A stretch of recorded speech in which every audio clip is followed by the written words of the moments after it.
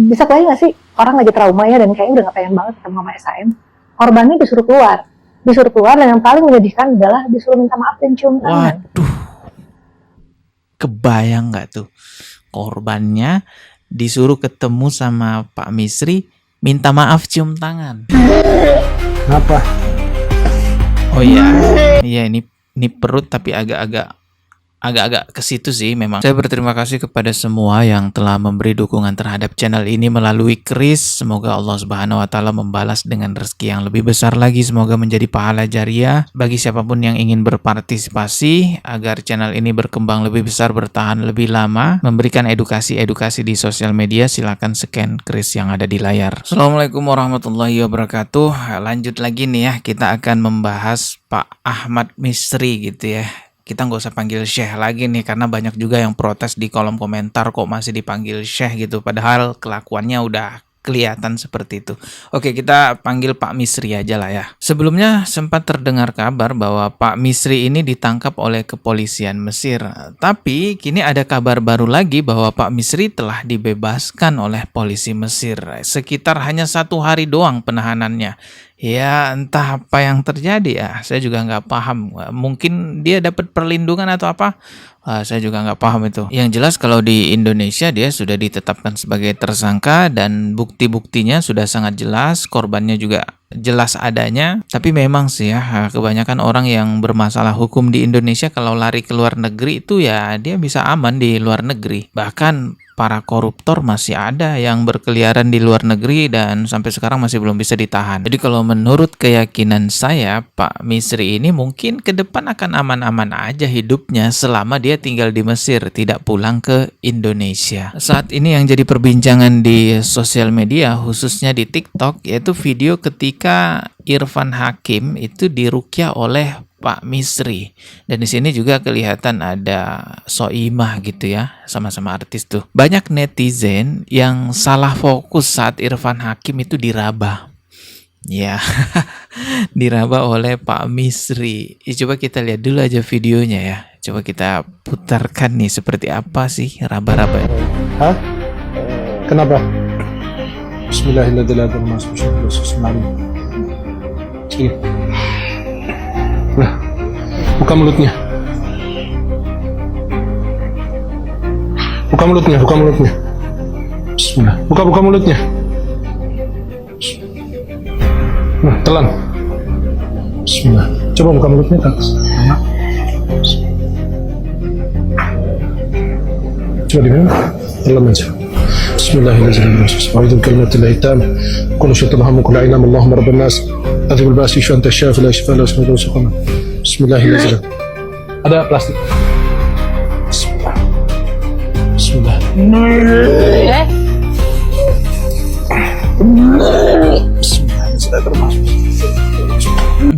Ya, jadi ini yang bikin netizen itu gagal fokus ketika Pak Misri meraba-raba bagian. Ya ini kayaknya perut ini ya. Cuman angle kameranya seolah-olah yang dirabah itu bagian situ. Masa saya harus berbicara vulgar, enggak kan ya? Kalau saya lihat sih ini perutnya nih ya yang diraba. Kalian jangan aneh-aneh. Kenapa? Oh iya. Iya ini perut tapi agak ke situ sih memang. Bismillah. Hah? Bismillah.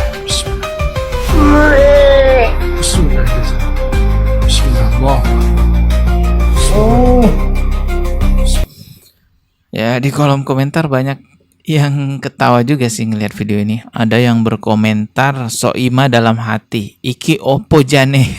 Kok lu yang waktu kemarin di Ruqyah Irfan Hakim sampai begitu-gitu, kok lu enggak? Enggak tahu. Hah? Hah? Pas lagi sini nih. Gini. Iki yo.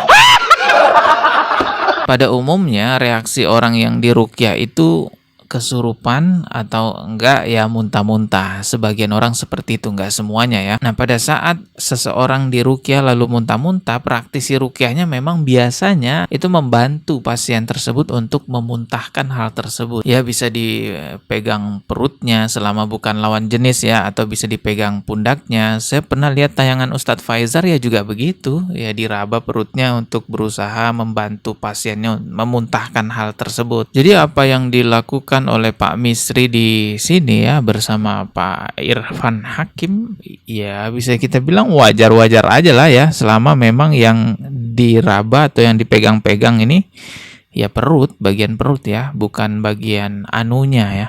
Nggak mungkin juga lah bagian anunya, karena ini disorot kamera, masa sih mau sampai begitu ya, kan nggak mungkin ya, nggak mungkin. Ini pasti bagian perut lah, kita bisa lihat bersama. Dan wajar aja juga Irfan Hakim di sini mau diperlakukan seperti itu, karena nggak tahu juga kan pada saat itu ternyata Pak Misri itu punya perilaku gas LPG. Andai ya sudah ketahuan Pak Misri itu punya perilaku gas LPG, mungkin ya Irfan Hakim nggak mau. Termasuk juga pihak-pihak televisi, itu banyak banget kan acaranya di televisi ya, di berbagai macam stasiun televisi gitu. Andai udah ketahuan mah nggak ada yang mau tuh ngasih acara-acara keagamaan di televisi.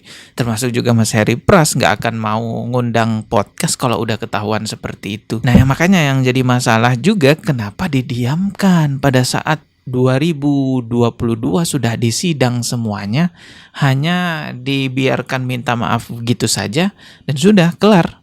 Setelah itu Pak Misrinya ya keliling-keliling seolah-olah menjadi ulama yang alim, yang suci, berdakwah kemana-mana, hingga penampilannya banyak menipu orang, dan pada akhirnya timbul korban-korban baru hingga sampai belasan. Salah seorang praktisi mental yang sering kita kenal dengan sebutan Teh Iin gitu ya, beliau ini juga salah seorang pendiri dari rumah teduh yang menaungi korban di sana ya, untuk merehabilitasi mentalnya agar kembali pulih. Nah, Teh Iin ini mengungkapkan kekecewaannya pada para ustadz yang dulu menyidang SAM gitu ya. Kenapa dibiarkan begitu saja pada saat itu? Harusnya paling tidak diasingkan, diboikot gitu, karena ya siapa yang tahu dia akan mengulangi lagi. Coba nih simak nih kekecewaan Teh Iin terhadap para ulama, para ustadz pada saat itu.